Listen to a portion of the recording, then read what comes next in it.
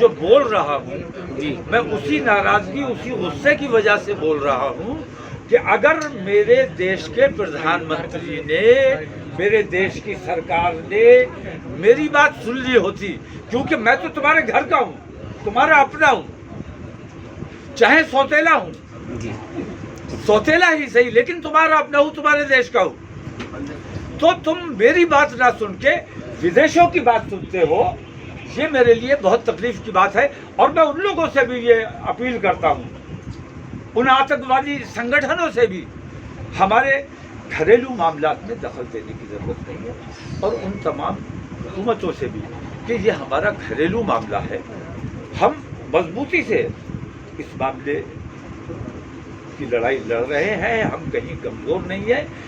और हमें यकीन है कि आज नहीं तो कल हिंदू समाज में बेदारी आएगी और इसके खिलाफ मुहिम चलाएंगे कि अपने देश का सर विदेशों के सामने नहीं झुकने देंगे।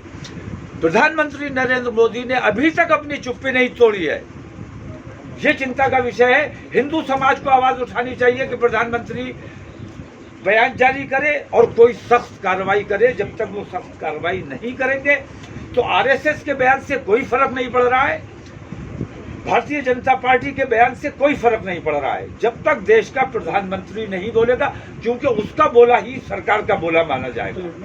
आज सरकार जब तक कोई निर्णय नहीं लेगी, बाकी दुनिया निर्णय लेती रहे, उसका कोई असर नहीं होना है। सरकार को निर्णय लेना चाहिए। सरकार आपकी आवाज सुन रही है, सारी मीडिया आपके पास में, तो क्या कहना चाहिए? तो सरकार से क्या कहना चाहिए? सरकार से मैं ये कहना चाहता हूँ कि जो कुछ भी माहौल बना है, जिस किस्म की चीज़ें चल रही हैं हमारे देश में, इन चीज़ों के खिलाफ एक तो सबसे पहला काम ये होना चाहिए कि इस मीडिया पर उन्होंने अपने कुछ प्रवक्ताओं पे पाबंदी लगाई है। प्रवक्ता पे पाबंदी पार्टी लगा सकती है, लेकिन चैनल पे पाबंदी लगाई जानी चाहिए कि ये हिंदू मुस्लिम और मंदिर मस्जिद जैसे मामलात की डिबेट्स नहीं कराई जाएंगी। ये काम सरकार कर सकती है, पार्टी नहीं कर सकती। तो सरकार को फैसला लेना चाहिए कि इस किस्म की डिबेट से देश में हिंदू मुस्लिम जो माहौल बन रहा है, ये देश के लिए बहुत घातक है। ये डिबेट्स फौरन बंद कर दी जानी चाहिए। और इसी डिबेट की वजह से आज जो देश का सर पूरी दुनिया के सामने झुका है, इसी डिबेट की वजह से झुका है। अगर इस डिबेट में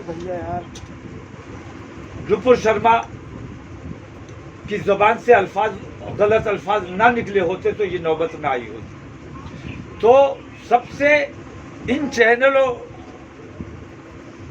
से मैं अपील करूंगा कि आपकी भी अपनी देश के लिए कुछ जिम्मेदारी है। आप अपने देश में एकता, भाईचारे, प्यार मोहब्बत का माहौल बनाने की कोशिश करें। हम जिस तरह अपने इतने बड़े प्रोग्राम को जिसके लिए हम पिछले 15 दिन से तैयारियां कर रहे थे, हमें कल इत्तला मिली कि ये गंगा दशहरा है परसों रात में है। किसने दी? आपको पता नहीं, कल रात, परसों रात नहीं कल मेरे पास आया है, कल मेरे पास आया है किसी का व्हाट्सएप।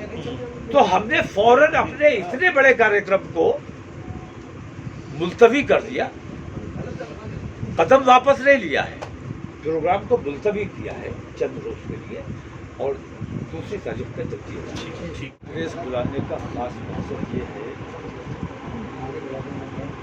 कि नहीं पंखा बंद करा दो, ये वाला पंखा बंद शहर करा में निषेधाज्ञा लगी हुई है। इसके बावजूद जिला पुलिस ने, जिला प्रशासन ने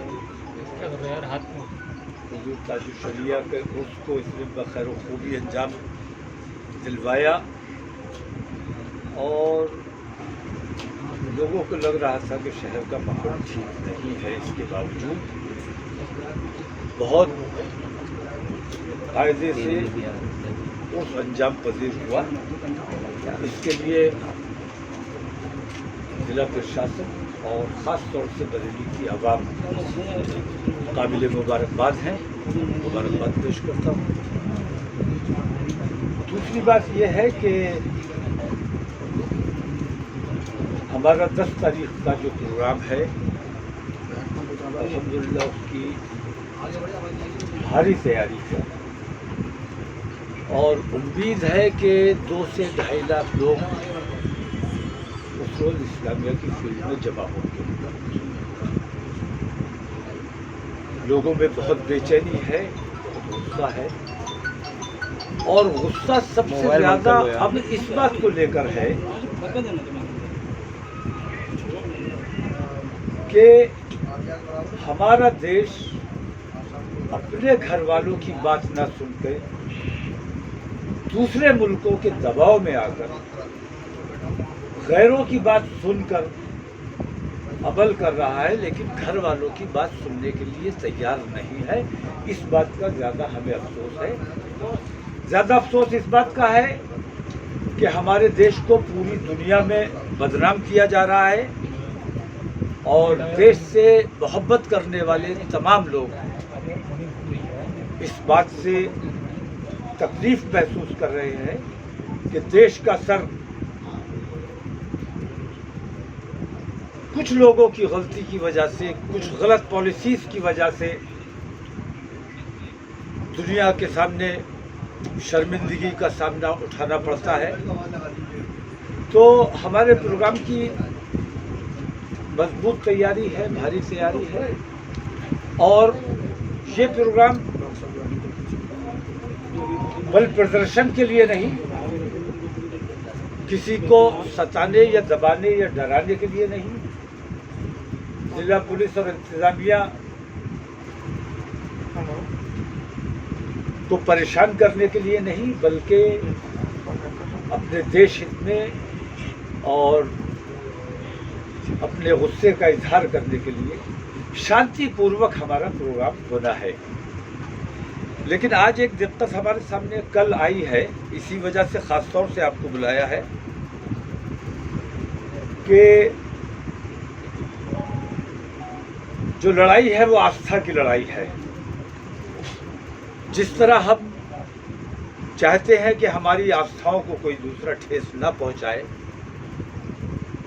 उसी तरह हमारी भी, मुसलमानों की भी ये जिम्मेदारी है कि हमारे किसी कौल, किसी फेल की वजह से दूसरों की आस्थाओं को ठेस ना पहुंचे। मेरी जानकारी में आया कि 10 तारीख को दशहरा गंगा स्नान है और बड़ा प्रोग्राम होता है, बड़ा कोई त्यौहार है और मैंने देखा है, मुझे याद है कि बहुत ट्रॉली से और बहुत भीड़ होती है, बहुत, और छोटे छोटे बच्चे और औरतें ज़्यादा उसमें रहते हैं।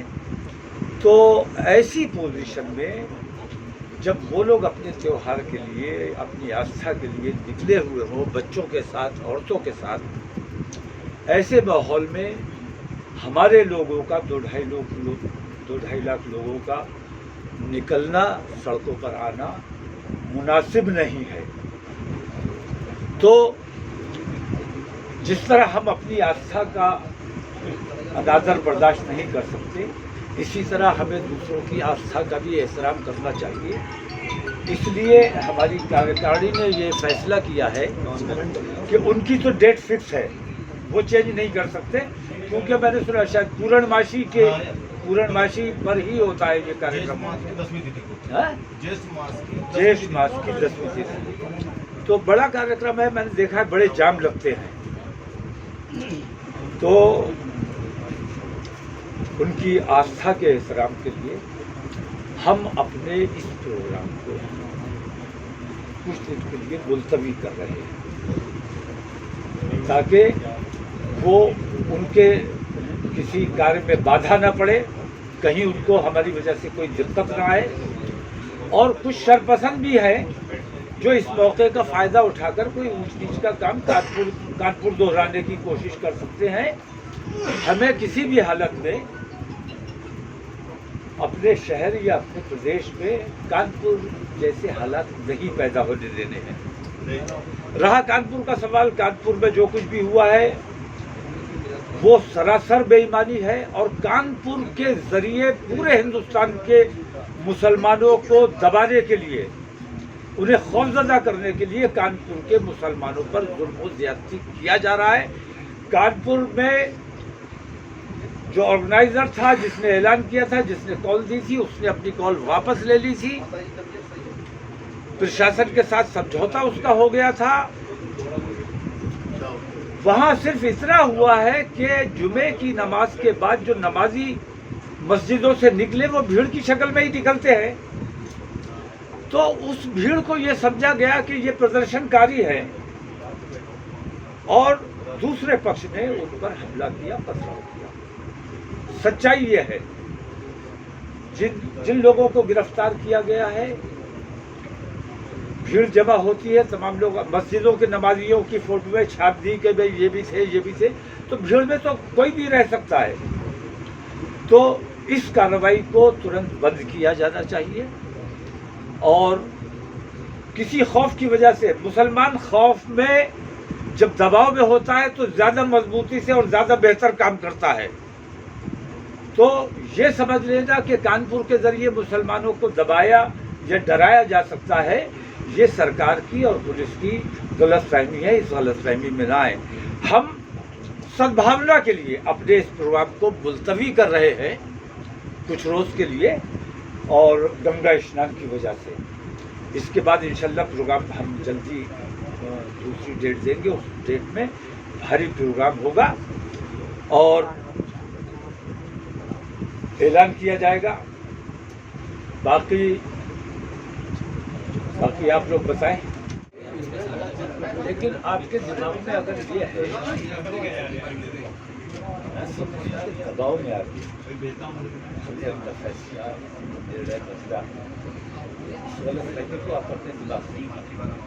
हमने सद्भाव बनाने के लिए और हम जो कुर्बानी दे रहे हैं उसको आप लोग शक की निगाह से अगर देखते हो तो ये बड़ा अन्याय करते हो। नहीं मौलाना साहब, हम कुर्बानी ये दे रहे हैं कि उस दिन आपका गंगा स्नान है, भारी भीड़ निकलती है, बच्चे और औरतें भी होती हैं उसमें। उस वक्त हमारी भीड़ निकलेगी तो कहीं ना कहीं ऊंच नीच होने का अंदेशा है।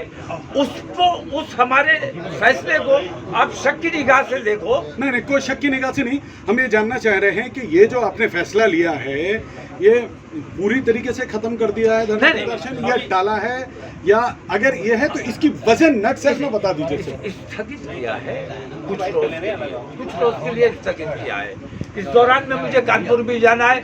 इस दौरान में मुझे डीजीपी साहब से भी मिलना है। कानपुर की रिपोर्ट फिर मैं उनको दूंगा।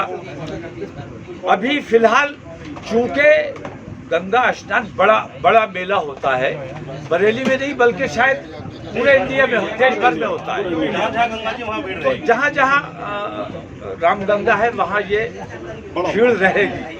तो इस वजह से हमने अपना 10 तारीख का प्रोग्राम आगे बढ़ा दिया है।